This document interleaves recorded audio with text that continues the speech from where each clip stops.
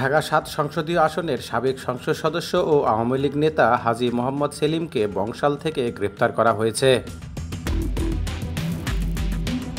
গোপন সূত্রে পাওয়া তথ্যের ভিত্তিতে ডিবির একটি টিম অভিযান চালিয়ে তাকে গ্রেপ্তার করেছেন। তার নামে একাধিক মামলা রয়েছে, তবে কোন মামলায় গ্রেফতার দেখানো হবে আপাতত বলা যাচ্ছে না। জ্ঞাত আয় বহির্ভূত সম্পদ অর্জনের অভিযোগে দুর্নীতি দমন কমিশনের করা একটি মামলায় ২০২২ সালে ঢাকার একটি আদালত হাজী সেলিমের কারাদণ্ড দেন। এ মামলায় হাজী সেলিম ১ মাস কারাগারে থাকলেও পরে জামিনে মুক্ত হন। এর মধ্যে তিনি ২ বার সংসদ সদস্য নির্বাচিত হন।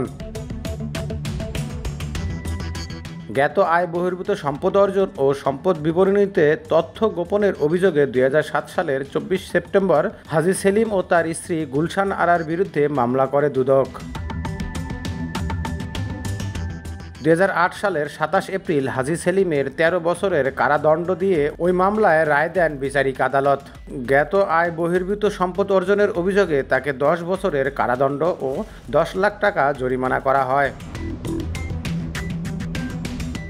সম্পদ বিবরণীতে তথ্য গোপন করার জন্য তাকে আরও ৩ বছরের কারাদণ্ড দেওয়া হয়। রায়ে বলা হয় হাজী সেলিম একই সঙ্গে উভয় সাজা ভোগ করবেন। হাজী সেলিম ১৯৯৬ সালে তৎকালীন ঢাকা ৮ আসন থেকে আওয়ামী লীগের প্রার্থী হিসেবে প্রথম এমপি নির্বাচিত হন। ২০০১ সালের নির্বাচনে প্রয়াত বিএনপি নেতা নাসির উদ্দিন আহমেদ পিন্টুর কাছে হেরে যান তিনি। এরপর ২০২৪ সালের নির্বাচনে ঢাকা ৭ আসন থেকে স্বতন্ত্র প্রার্থী হিসেবে ও ২০১৮ সালে আওয়ামী লীগের প্রার্থী হিসেবে নির্বাচন করে জয়ী হন হাজী সেলিম।